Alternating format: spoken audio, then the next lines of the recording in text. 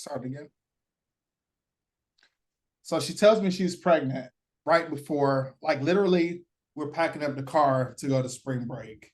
And me and her had stopped messing around like a while back because she like did something and she like when I told her like I didn't want to be with her anymore. No, I you know what it was? I went to go because I didn't have a cell phone. So I couldn't like call her before I came over. But I came over to her spot and she had left her blinds open and I saw her making out with another dude on the couch. So I was like, oh, I'm done with that. So I like she goes to Jamaica. She was Jamaican, and she when she comes back, I like break up with her, and she like destroys her apartment. And so I was like, yeah, I'm definitely done. I'm not trying to deal with a chick that's this crazy, right? And so we don't talk for like maybe I think spring break was like second or third week in March. So we haven't talked for like maybe 3 weeks or so. And so she shows up right before I'm going on spring break, say, Jeremy, I'm pregnant. Man, my fucking spring break was so ruined. We was in Miami and like I'm just sitting there like somebody shot my dog. Like I could not think. I could not. I wasn't even trying to get drunk. Like that's how I was like, my life is over. Yeah. And like I didn't even have sex until like really late because I was like, if I get a girl pregnant, I'm never getting out the hood.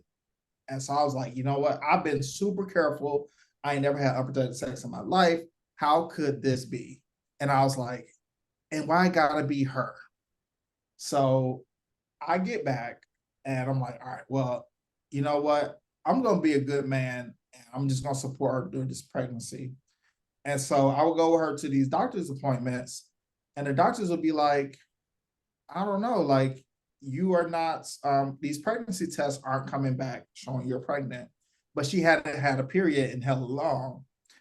And but she kept being like, I know I'm pregnant, I know I'm pregnant. And so at this point, like I'm missing hella math classes. I think I was taking like, I don't know, some advanced calculus class or whatever. And I'm missing hella classes. And the thing about Duke is like you have homework, but nobody's gonna take it up. And so it's really for you to learn. And so I was like, well, if ain't nobody gonna check it, why am I doing it? Right. So I wasn't in class, I wasn't doing the homework. Man, my ass got an F. And but she ended up not being pregnant. They were like, um, we're gonna do this blood test. And if the blood test says you're not pregnant, then you're not pregnant. Turns out she had like some kind of ovarian issue or whatever. So I'm like bullet dodged. I'm so grateful. I'm like, we never had unprotected sex, so I didn't know how she could have been pregnant. Matter of fact, I was pulling out and wearing a condom because I was like, I don't want to risk it. Yeah. And luckily, she ended up not being pregnant. But again, I was back on academic probation. And so I think the next year, that was might have been around the time that Stomp the Yard came out. It might have been either my junior or senior year. But anyway, they were doing these like national or regional step show competitions. And so my chapter was like going up and down the East Coast to all the HBCUs and stuff and just winning. And my ass was just sitting there stuck. Like I couldn't do shit. Like I was so like, I felt so lame. Like I just had to be like support staff. I couldn't participate because my grades was bad and you know, I couldn't really step practice was hard to do anyway because of my work schedule. But like I'm seeing all my friend like win these competitions and I couldn't do shit. And so we ended up getting robbed of our homecoming step show um, because they said we did a lewd act or something like that. And so basically, out of revenge, we participated in the Stomp the Yard tour. And every week we come to the NPHC meetings with our trophies, be like, oh, look what we won yesterday, blah, blah, blah. And the whole time I'm just sitting there like, damn, I wish that could have been me. Uh, but I finally got my grades back together. And then my junior year, that's kind of where my life changed academically. I had this Black professor who taught sports economics and who taught a class on poverty and inequality. And I had her for two classes. I had her at 8 a.m. and then at like 11 something. And the number of times I missed that 8 a.m. class, but showed up to the 11 was quite ridiculous. And finally, she got fed up with me, and she like, Jeremy, meet me after class. And she was like, we're gonna go get some lunch. I need to know what the hell's wrong with you. And so we're talking, and she's like, how come you always, missing the 8 a.m.? And I explained that, I work till midnight, and then I got to do my homework and shit. And she was like, well, why are you working so much? And I was like, well, I don't have no money. I don't have family support, and I need to get a computer. So at this point, I'm 3.5 years into college, no cell phone, no laptop. And this semester, my friends finally got fed up with me, and they forced me to get a cell phone. And so I had a cell phone eventually, but no, still no laptop. So she tells me, she's like, hey, there's this summer economics program that if you do it and you get a 3.0, I will buy you a laptop. And they even pay you to attend this program. So I'm like, oh shit, well, cool. Wow. And I had hella credits I needed to make up because at Duke, you only get 2 Ds. Any D after that, you don't get credit for. And I think at that point I had 3 Ds. And then this particular semester, I got 2 Fs. Now, luckily for me, I was taking 5 classes, and you have to pass 3 classes to stay in school. And so I had 2 Fs, and then I got A's in her classes, and then I got a D in another class where it was a half at Duke and half at UNC. So the time I went to UNC, I was supposed to be going to class, but my ass was on the girls. I had sorors over there who was just bad, just bad. And my ass would be just hanging out every fucking week, not going to class. And so the final came around. I didn't know shit. I hadn't read shit. And he gave me a D, got to be out of pity, because I didn't deserve it. I deserved an F. Because I can't even tell you what building that class was in Carolina, because I never saw it. Like, that's how bad I was. um, and like looking back now, I kind of realized like a lot of this was like manifestations of like my mental illness kind of popping up, but I was just a wild boy. Like I be looking back like, what was I on? How did I survive? But I just got lucky, every time my failures were not catastrophic. So I ended up doing this economic summer program, and this is where I meet Bomani. Bomani is my TA for game theory, coincidentally. And Bomani is an asshole. But Bomani used to make the white people mad, and I like that about him. And all of the other like black dudes who were older economists were like kind of corny, and Bomani was like cool and shit. And I think at this point, he had started like writing about music and stuff, and we had the same mentors. So this one professor, William Darity Jr., he's like a world famous black economist, and Bomani is friends with his son. They both went to Carolina, and so that kind of, me and Bomani started to like interact more like outside of class and stuff, just through having those same connections. Matter of fact, Bomani is the one who drove me to Best Buy to get the computer when I got it. But at this time, Bomani had just failed out of his PhD program. And me being the young nigga that I am, when I got to my PhD program, I was like, I'm not going to be like Bomani. I'm going to get it right. I'm not going to fail out. Well, I'll tell you how that turned out. But so me and Bomani, we ended up, connecting through that. Senior year came and went. I got the 3.0, got the computer. So at this point, I finally had a cell phone and a computer.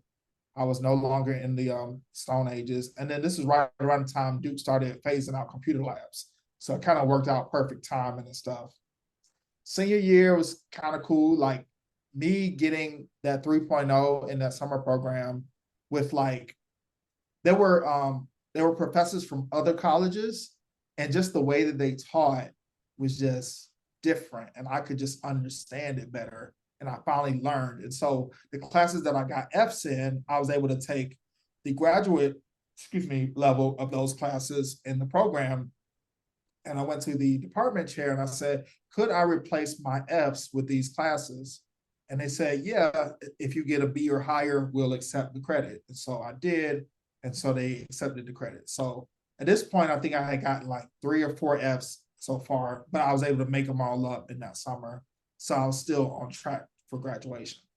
Now, the thing at Duke is like, if you do not graduate on time, you are shunned. Like niggas is gonna talk about you. It does not matter if you graduate and if you finish your credits in first summer session after graduation, niggas is gonna talk. If your name is not in that graduation book on graduation day, niggas is gonna talk bad about you. And so I always knew that. And so I was always like, no matter what, I gotta graduate on time. Yeah. Finally, I was back on schedule and ready to graduate to the point where I think I had so many classes that I could have graduated earlier. I think I only needed like 1 credit my second semester. And I was like, well, I'm not going to leave college early. One, because I have nowhere to go. I ain't had no job. And I was like, I'm having hella fun here. And so senior year came and went. It was a great experience.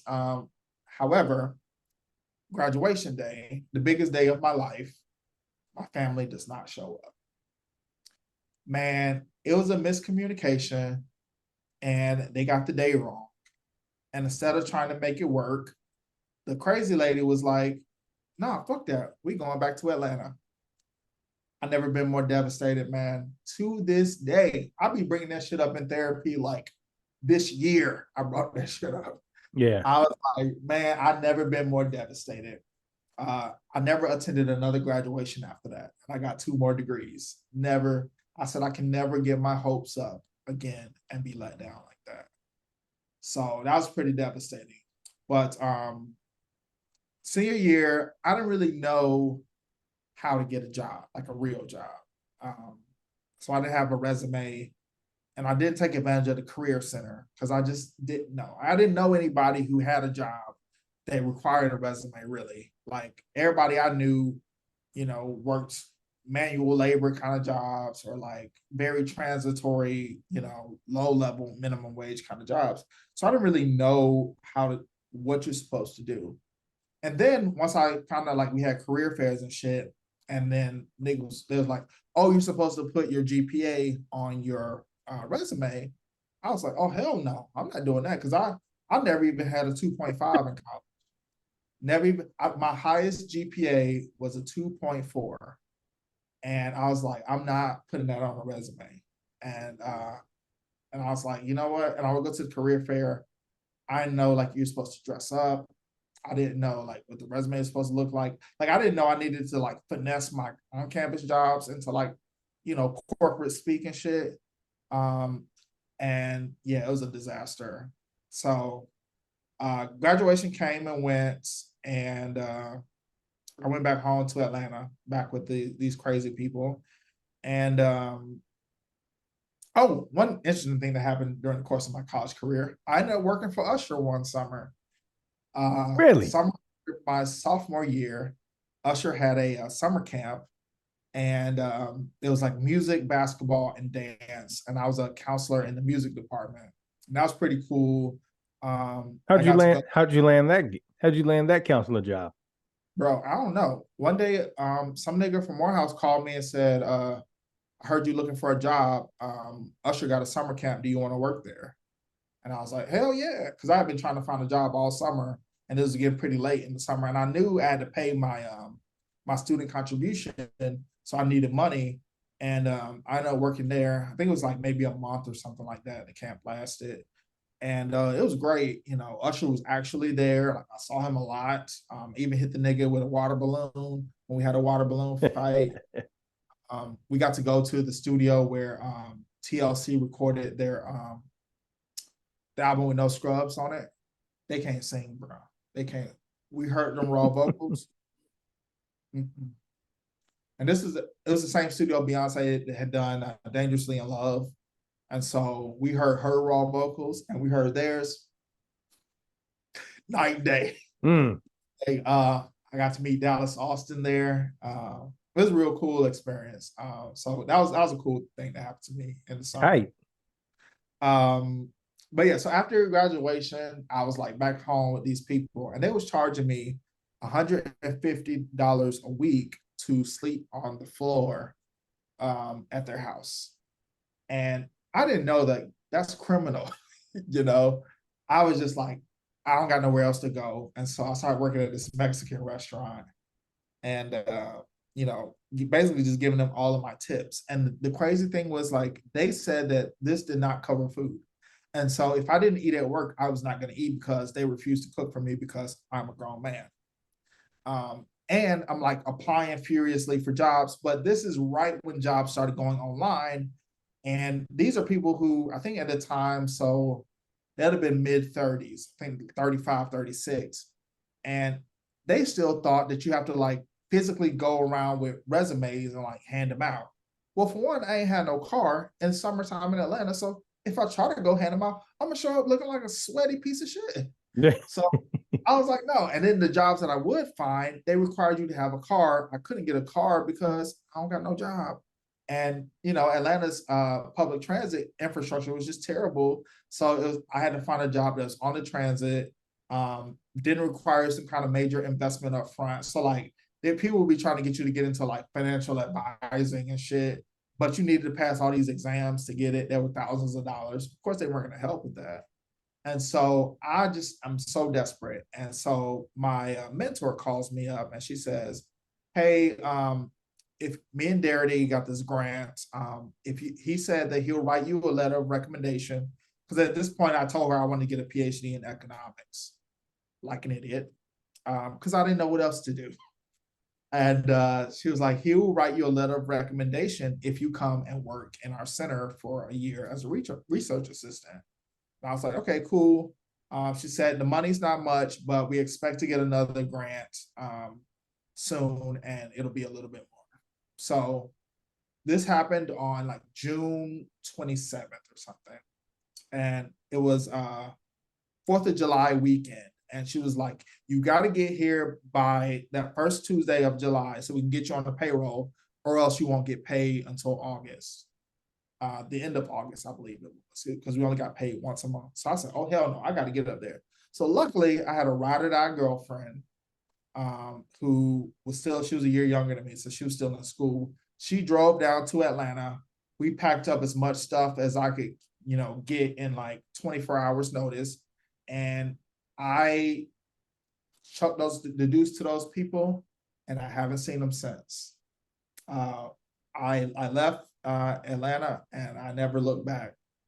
I still keep up with my nieces and nephews and stuff on social media and through text and stuff. But as far as like the abusive people, like I never saw them again. Still haven't. So I moved up to North Carolina and I'm living with my girlfriend on campus and I'm making like $1,000 a month. So after taxes, it's like $700. I found an apartment with one of my classmates who's taking a year off between undergrad and med school to like get her test scores up. And man, I was so fucking poor.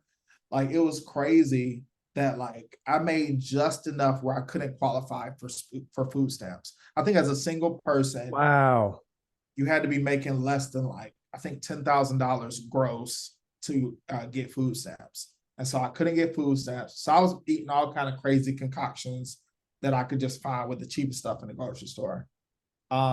Eventually, I did. The other grant came, and so I think I started making $2,000 a month, and that was a little bit better.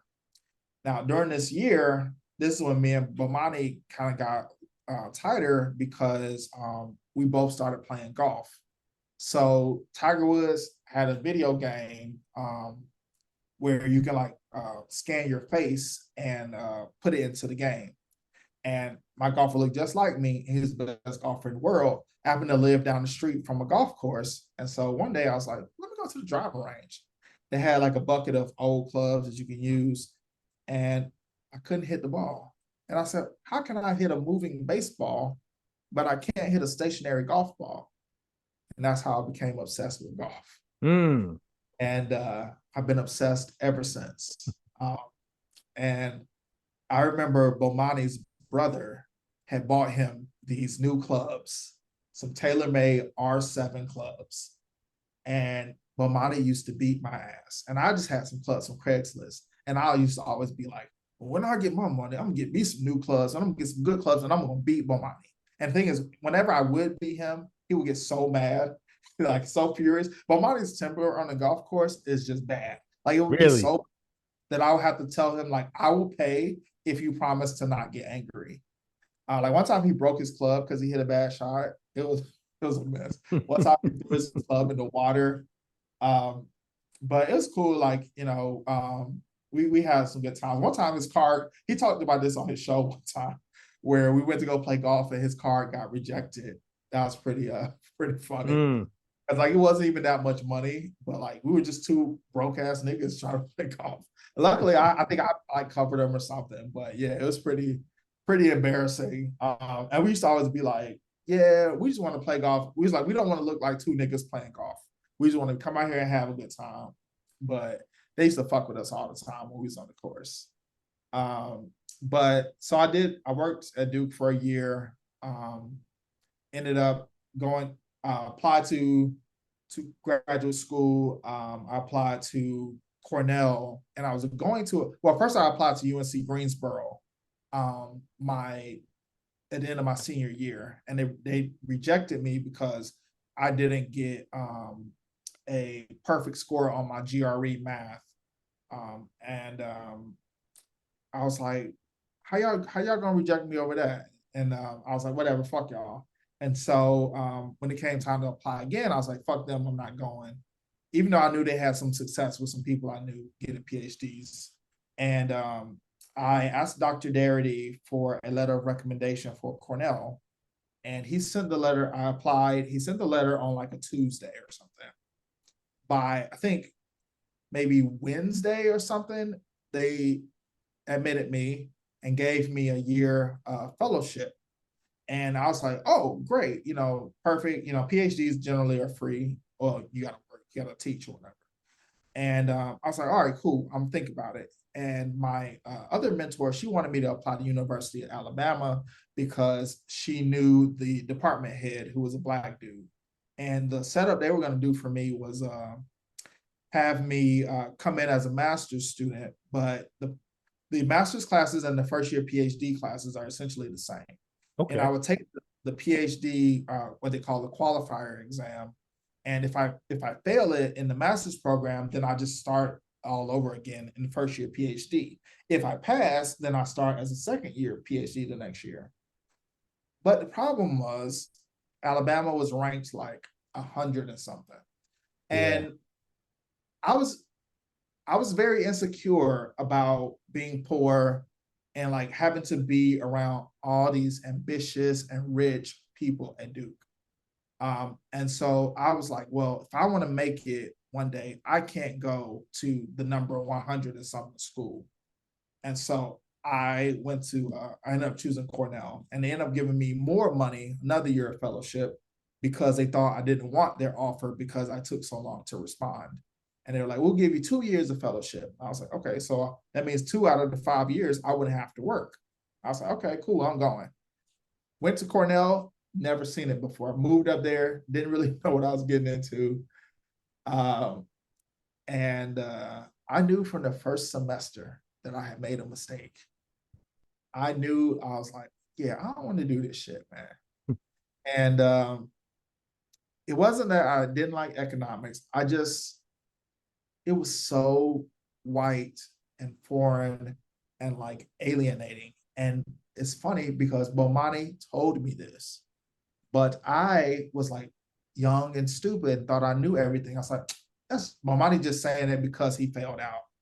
He said, Jeremy, when you try to get into study groups, they're not going to let you in the study groups because they think you're not going to pull your weight. He said, when you get your exams back, when you get a question wrong, they're going to assume it's because you don't know. When your classmates get a question wrong, they'll say they made a mistake. Sure enough, that shit happened to me. And I was like, damn, this nigga Bomani was right. So I ended up surviving. 3 years, but at this time, this is really when I really got into golf too. We had a course at the school, and it had a golf class where you get to play as much as you want. You had to play like I think 5 9-hole rounds or whatever to get credit. I probably played 100, and I would just play all the time instead of writing my dissertation. So I didn't know that the expectation is that you take your classes during the year and you write your dissertation in the summer. I thought, well, I write my dissertation after I finish my coursework. No, you're supposed to be writing on this shit, the whole way. And every paper you write in your classes is supposed to be kind of with your dissertation in mind.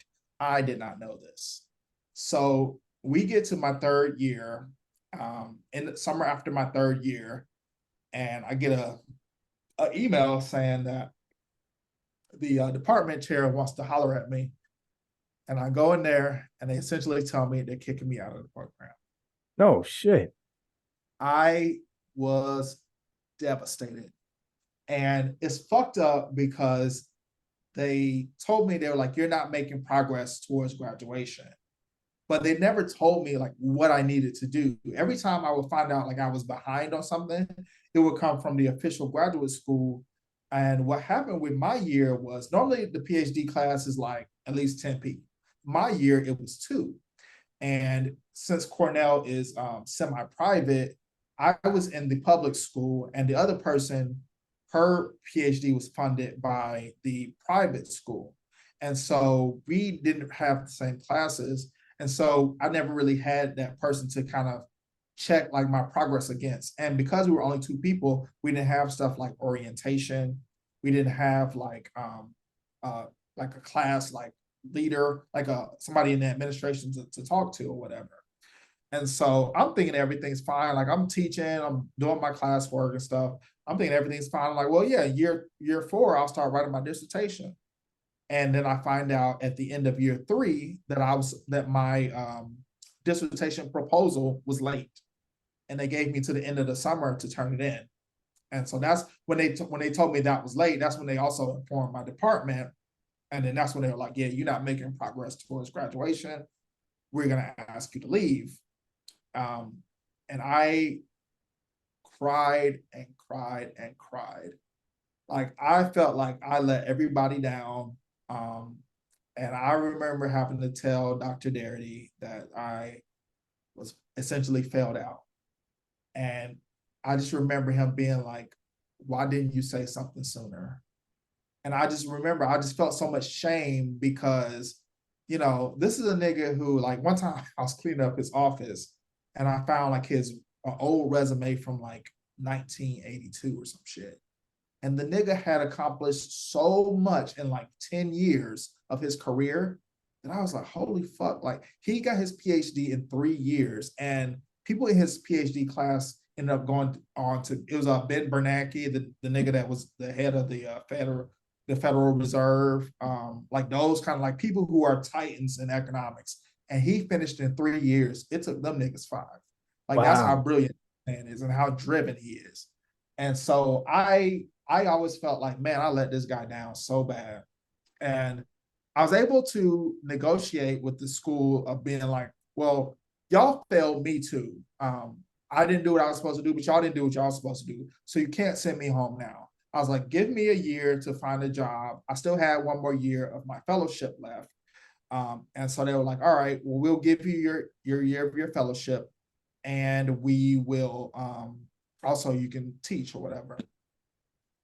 And they do this, and this time, like Cornell is already known for suicides, but we had like an extremely high amount in my 3rd year and in my 4th year, to the point where they put up these prison fences on all the bridges, like overlooking the gorges, and they had 24-hour police patrols because people kept jumping into the gorge to kill themselves.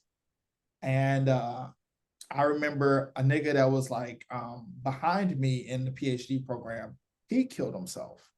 And you basically knew if you got an email from the president on the weekend, somebody killed themselves. And so that was kind of like, yeah, I'm making the right decision. Like, I got to get out of here. Now, what I didn't realize was that my own mental health was starting to slip. I ended up in 2012, I ended up getting diagnosed with bipolar 2 disorder and ADHD and anxiety. But back then, this was 2011, I didn't know that. And so I'm just like slipping into like depression and shit. And like I had a girlfriend, and like I would just be like, I would break up with her. I'd be like, I don't love you anymore. I would be drinking so much. One time I went to a party, and these chicks had laced the blunt with some coke. First they had me smoking hash and not just regular weed, but then they laced it with coke, and I'd never been so high in my life. Oh shit. And I that was kind of like when I started to hit rock bottom, and I just started spiraling. And I was feeling a great deal of shame from, failing out. Um, and I just my mental health was getting worse. And I was like blowing through my money. So instead of saving my money, because I got a job where I like was a graduate, like a resident or RA, but like a graduate one. So we had to like do programs and shit. But I got to live in a really nice apartment on campus for free. And so I was getting 2 paychecks with no bills essentially, but I blew it all. Don't know what the fuck I spent it on. But yeah, my mental health just started to slip and slip and slip. And I remember I broke up with my girlfriend just so I can like go and like smash a girl in Atlanta during Christmas break without guilt.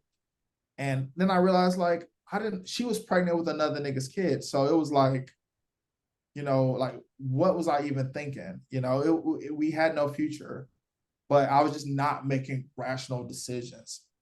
And it just started to slip and slip more and more. And then I got back, and I was like, maybe I need to go see a therapist or like a psychiatrist. So they put me on antidepressants because they didn't know that I was bipolar. And, I started to feel better. And I was like, oh, well, I'm feeling better. I don't need these things. And so I stopped taking them. Worst Oh, thing you could do. Man, it got worse. Like I was like, I did some things that during that year that I just greatly regret. I was making so many bad decisions and stuff. Um, but I found a job, and is in DC, and I was going to be like a researcher for a consulting firm. Late in March, sometime right around March Madness, they hit me up and say they rescinded the offer. They're going to hire internally. So I'm thinking I'm set up for after I leave. I was going to get a master's degree, so I'm still going to have graduation and all that. But now I don't got no job. So I was like, well, what the fuck am I going to do? The only thing I know how to do is school. And so at the time, Wake Forest had this business program where like undergrads can go into business school. They don't get an MBA, but they get like a business degree. They call it like a master's of management. And there's this football player who I knew from Atlanta who went there and like became a full ass professional. So this was a nigga with dreads and gold teeth with spinners on his Suburban, like, and he became like a big wig at his company, like a regional manager and shit. And I was like, well, they can make this nigga corporate. They can definitely do something with me. I applied. I ended up getting like a really decent scholarship. I think it was like 75% of the tuition. And man, I wept. Like I wept, wept, wept. And I was like, finally I got something to do. But I still wasn't like taking care of my mentals. And at the time, I used to drive a BMW. I had a BMW 3 Series. That was my first car because I'm an idiot. And my girlfriend in college, who ended up cheating on me and breaking up with me, and I found out on Facebook. But she, at the time being undergrad, she had an Infinity SUV. And so I was like, well, my girl can't drive no Infinity and me be driving a Honda. So I've got a BMW like an idiot. It was 10 years old. The suspension broke on it. mm. And so I could drive more than 40 miles an hour or the car would shake violently. So I remember I used to be going on dates in grad school, and like I would always have to take the street way. It was a small college town, so it didn't look that crazy. Mm-hmm. But the girls thought I, taking them on a scenic route. But nah, I just really didn't want to get on the highway. The car was gonna shake. So I knew I couldn't get all the way to North Carolina with this car. Plus, my tags had been expired for 4 years at this point because it couldn't pass inspection because of all the issues. So I couldn't pass inspection in North Carolina, but then I ran away to New York and it just never came up. I never got pulled over for that. And so I had to buy a new car. And my credit was shit because I had failed. I didn't pay back the car loan. I got underwater on it, fell behind on my payments. And instead of paying something, I panicked and paid nothing. They were like, you need to go to debt court. It was in North Carolina. I did not go. And so they put me in collections. So my credit was shit. And I ended up trading it in and getting a car with like a 13% interest rate. So insane. I think I was paying like, I don't know, $500 for like a Scion or some shit. Damn. But I get to North Carolina and my mental health is deteriorating and deteriorating. And I got back with my girlfriend, but then at the end of the year, I broke up with her because she was moving to DC to teach, and I was moving to North Carolina, and I was kind of like, all right, here's our chance to get a clean break, and, go and live our own lives. And I was just devastated, and I was getting more and more depressed. And I remember Frank Ocean's Channel Orange album came out. And she used to have a Tumblr, and she used to always be quoting his lyrics on her Tumblr. So I hate Frank Ocean to this day. I do not listen to Channel. Like, I will skip that motherfucker. And I used to be like all on her Tumblr because I grew up like I've always been a blogger and shit. So that's kind of why I took so naturally to Twitter, because I'm used to telling my business on the internet. But so I get to North Carolina and like I'm spiraling. Like I'm drinking like rock gut scotch. Like, Oh shit. I bought a handle of scotch for like probably like $15. It had the sticker on it was so cheap. Like they must have stuck it on there with spit. Like that's how bad it was. Like it was a rock gut. Mm. And I had used up basically all of my money and I just had nothing. And I ended up finding a job at like a temp job at a community college until school started. So school starts, business school, and I'm faking it and stuff, trying to, pretend like everything's okay. But I was like, no, this can't be right. Like I shouldn't be feeling like this. Like I literally thought like I do not have enough like energy in me to live. So I went to a psychiatrist, and they did some, asked me a bunch of questions, started going through my history, and then he was like, all right, well, come back in a week and we'll, let you know what we think. I come back, this nigga sitting up there, it's this Indian dude, like young Indian dude, and he like posted up, got his feet kicked up on his desk. He's like, yeah, I think you got bipolar disorder. And the nigga was casual about it.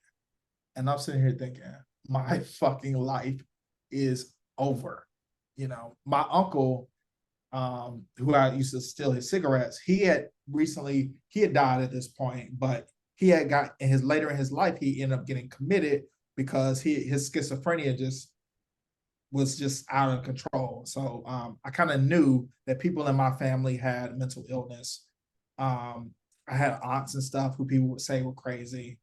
I later learned in 2020 when I was doing my family tree that my grandmother, who I never met, also lost her kids because she had to get committed to a mental institution. Wow. And so like hella people in my family got mental illness.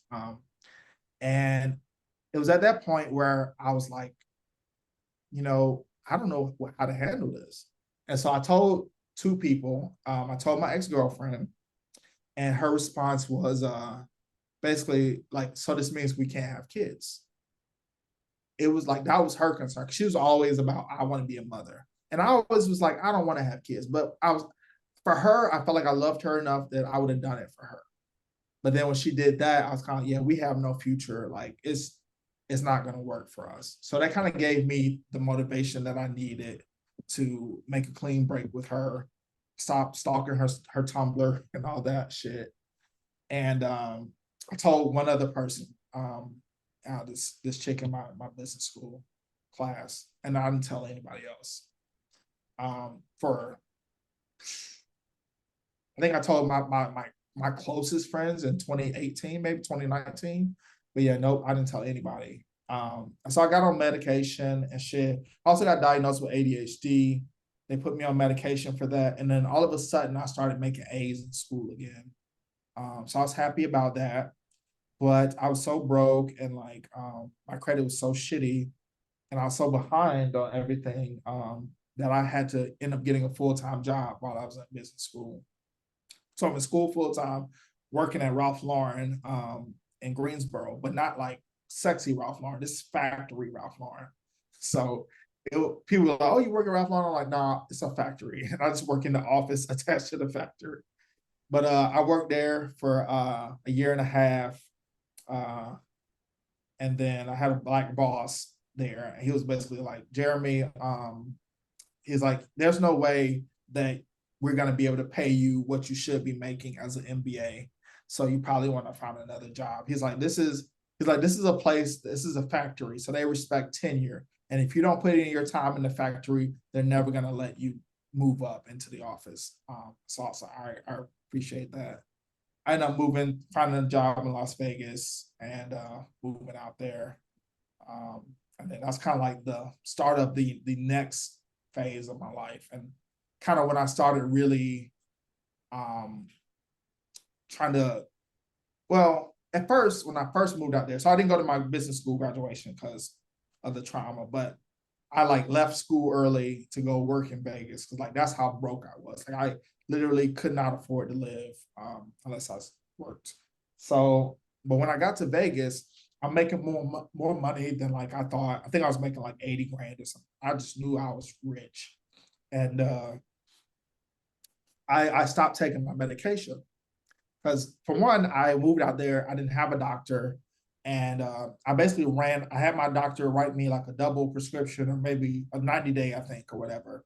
And once I ran out of that, I was like, well, my life's better. I got money now. I'm getting back on top of my bills. Everything's going good. I started dating a woman, and I was like, I don't need these pills no more.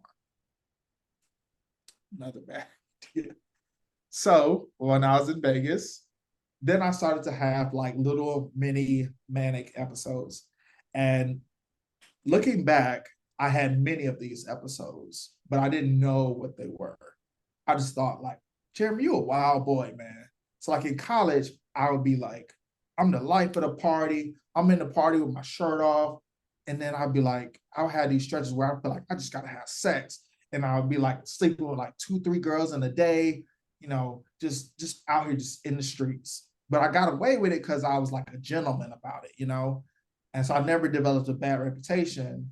But there was no like check to like be like, yo, you're wild. And then afterwards, I would feel really bad. And I'd be like, I would say, oh, I'm going on a hiatus. I'm like, I would blame it on the women. Cause like also because I was so reckless, like I was a side dude a lot of the times, cause I wasn't like using discernment to be like, yo, go find your own chick. I was just like, she like me, I like her, let's do it, Yeah. not make decisions. So when I got to Vegas, I stopped taking my medicine and then I just started kind of like wilding a little bit. And I was like, yo, you know what I need? I want to get a fucking piano. And I bought a piano, upright piano for my bedroom. I had this huge apartment in Vegas that like, it was like 1,600 square feet and it was only $1,500 a month. And which I thought was insane amount of money to pay until I Yeah. moved to Los Angeles. But it was huge. And so I had this huge master bedroom that was probably like 800 square feet by itself. And so I had like this big old wall, and I was like, you know what?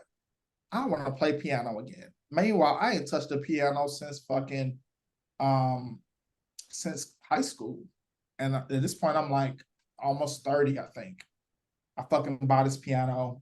And that's kind of like I'm just digging myself deeper into credit card debt. And I already had credit card debt from years of being poor and shit and living on credit cards to survive.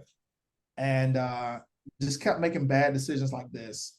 And I can't remember what happened, but I went on vacation. And when I got back from my first vacation, my first time to another country, I went on a cruise. I had like this really, really bad depression to the point where like I couldn't go on dates anymore. And that was kind of like when I realized I need to get back on these pills. Yeah. And so it was at that point that I really started to get diligent about my mental health. And I got back on them, and then my life has been a lot better since. And I've been managing good. And long story short, I lived in Vegas for 3.5 years. Ended up moving to LA in 2017 for a job, and then things have been a lot better. But something that happened in that time period was in 2017, my mom died, and in 2016, we hadn't talked in like maybe 6 years or something, because she was like high one day and like called me. I called her for her birthday, and she like cussed me out. She like bought me a computer, and I was like, I don't got no money. She was like, you live in New York, you're rich, because she don't understand upstate New York, not New York City, Right. you know. And she did this in front of like I was in the car going to a wedding on a road trip, and like so everybody could hear the conversation, even though it wasn't on speaker. Oh And she just shit. in front of like everybody, and I was so embarrassed and ashamed. So we didn't speak for like 6 years. But in 2016, I get a call from one of my aunts telling me that my mom's dying.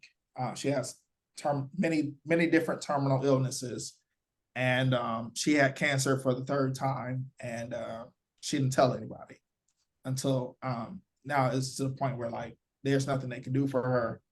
And so I was like, I went to Atlanta for a wedding, and I was like, you know what, I'm gonna see my mom here. And while I was there, so my mom, she had been on drugs, my whole life at this point, 30 something years. She had arthritis, and arthritis like deformed her body so badly that she couldn't walk, she could barely talk. Her hands were mostly like unusable, and so she couldn't really like we couldn't talk on the phone. She could text and stuff, but it would take her a really long time to respond. But we just hadn't talked in so long. And when I went to go visit her, I discovered me and her are taking the same bipolar medication. Really? Yes. And that really put so much in a different perspective for me. I went from like resentment to like a lot of empathy of being like, I know what that feeling feels like when you're out of control. And then you feel like shit, and you feel like the lowest you've ever felt. And I was like, she's probably been self-medicating with drugs all these years.